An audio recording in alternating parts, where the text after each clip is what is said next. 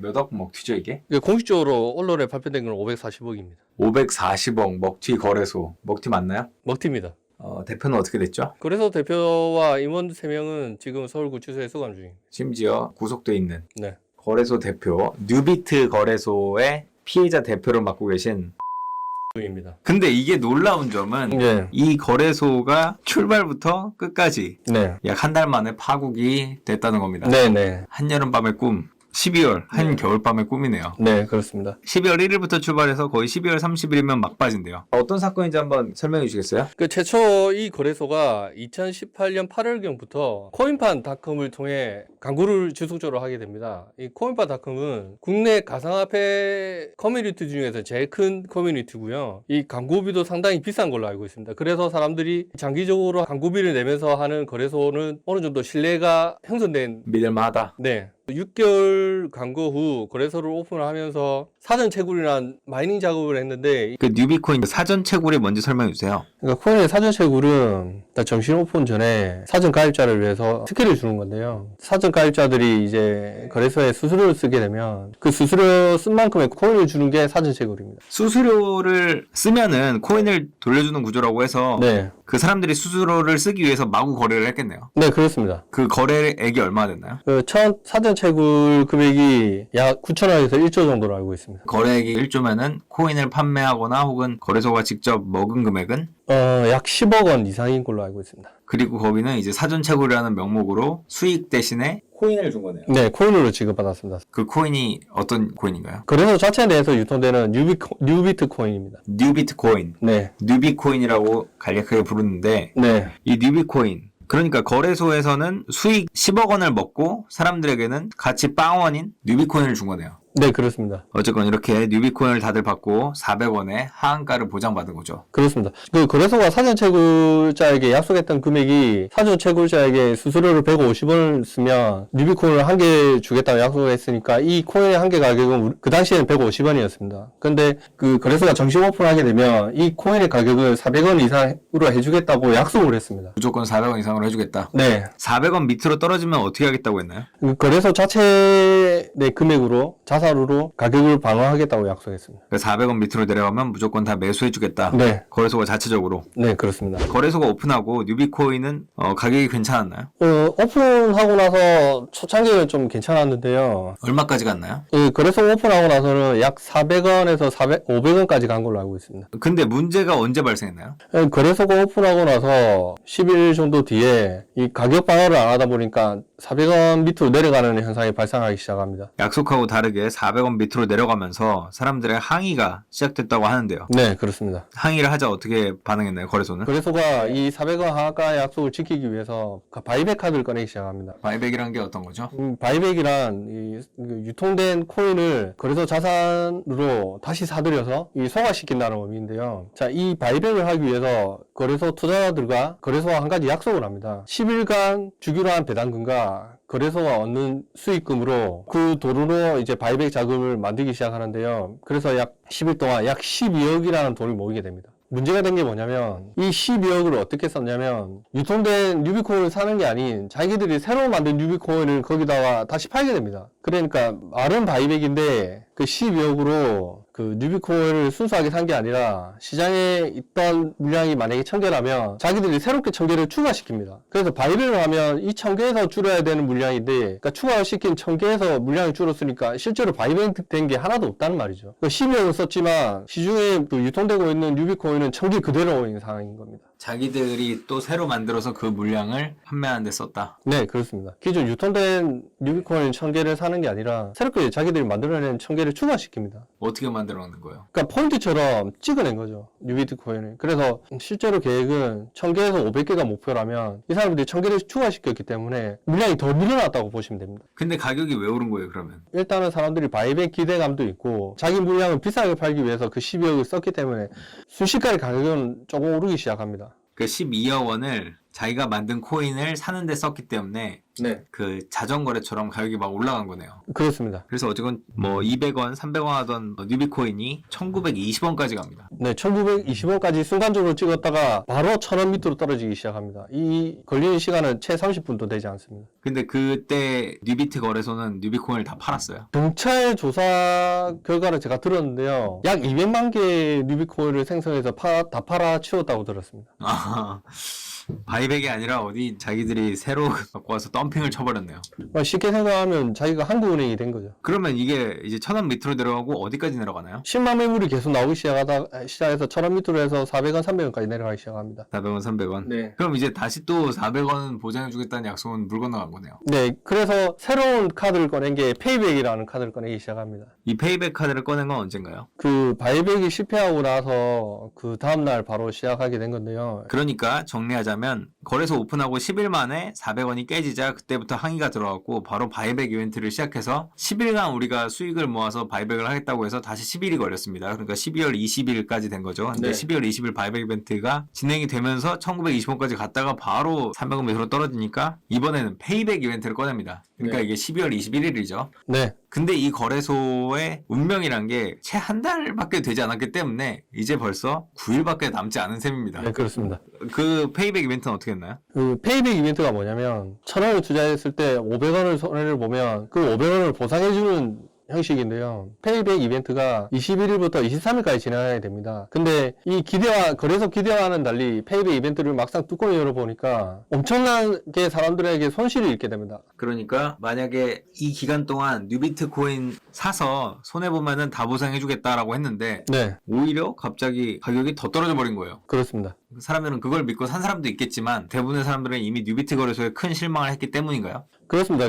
이 거래소가 반복적으로 거짓말을 했기 때문에 이 페이백 이벤트도 결국 안 좋은 결과로 이어질 거라고 예상을 하고 더 이상 많은 참여를 안 하게 됩니다.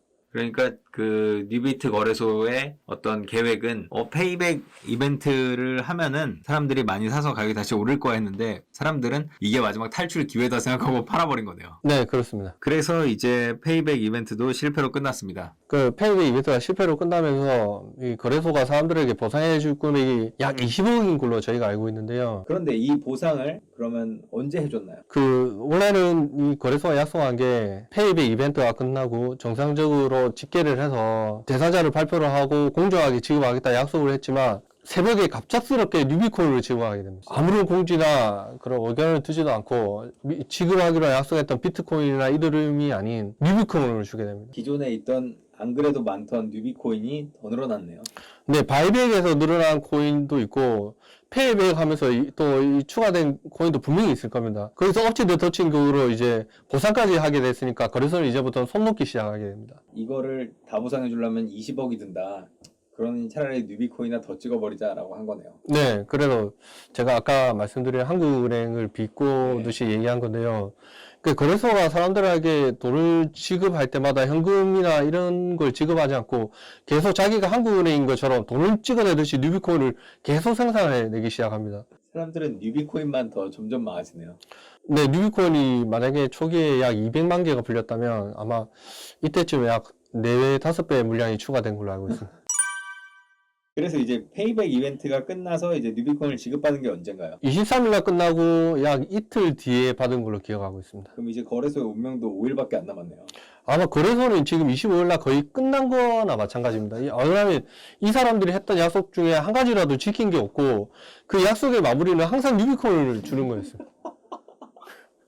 뉴비코인만 계속 주니까 이거. 경찰 조사 결과 더 황당한 거는 저희가 이제 이 사실을 안 지가 얼마 안 됐는데요. 자기들이 지급했던 뉴비코인은 암호화폐라고 준 겁니다.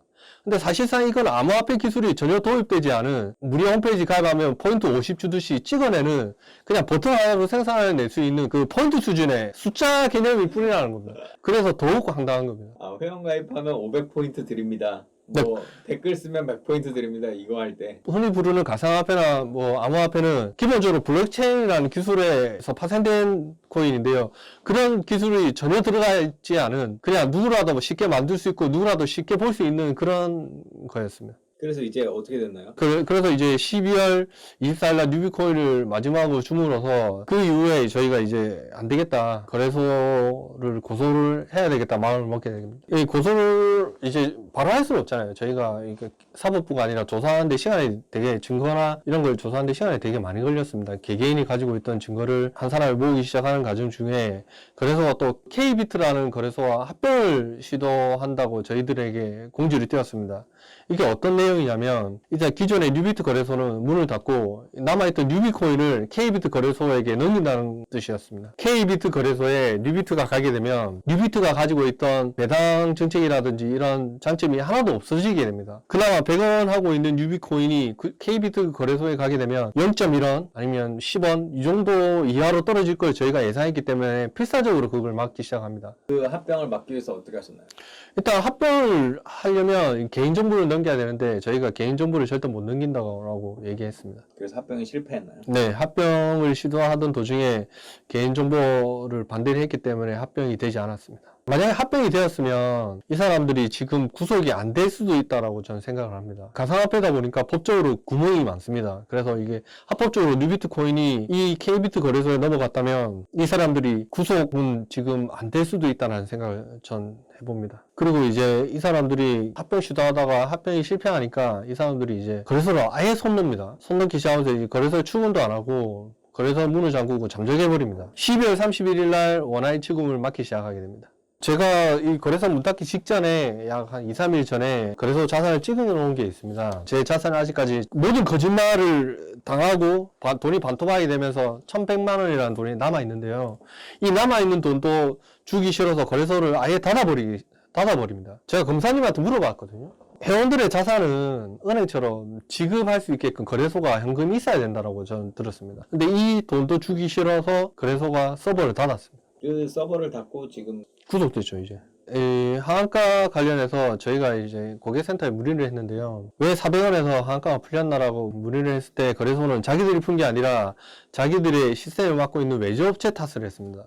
그래서 저희가 외주업체에 문의를 해본 결과 거래소가 풀어라고 지시를 했기 때문에 자기들이 풀었다고 답변했습니다. 비겁한 사람들이네요. 외주업체한테 탓을 하고. 이 사람들이 이런 거짓말을 하면서 금방 확인할 수 있는 거짓말을 반복적으로 한 거 보면 처음부터 이 거래소는 계획적으로 이렇게 하기로 마음 먹었던 것 같습니다. 대표와 임원들이 구속됐는데 구속된 사람들은 뭐라고 하나요?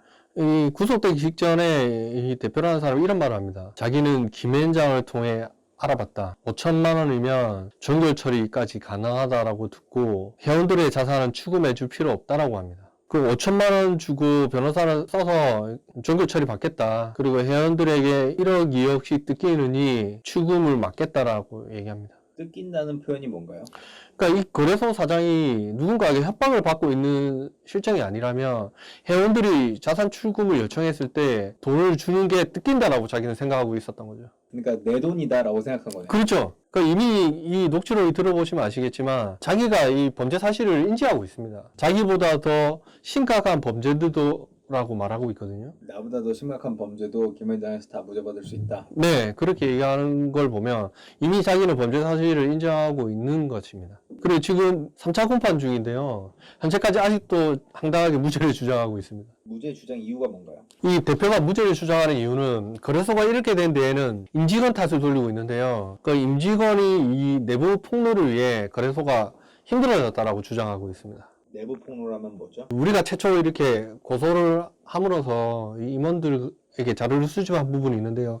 이런 녹취록이나 뭐 기타 대화 때문에 거래소 이미지를 상당히 망가뜨렸다라고 얘기하고 있습니다. 이미 이 뉴비코인을 계속 찍어내고 페이백, 바이백 이런 이벤트에서 다 뉴비코인으로 보상하거나 조작했을 때 자기들이 망쳤다고 생각하는 게 아니네요. 그렇죠. 이 대표의 말을 들어보면 자기 탓이 아니라 이거 거래소 운영하는 도중에도 나옵니다. 400원 하한가를 그 외주 거래 업체 탓하고 바이백, 페이백 모든 것들을 남 탓을 해요. 지금 법정에서 구속되어 있는 상태에서도 판사님에게 자기는 무죄라고 주장하고 있습니다.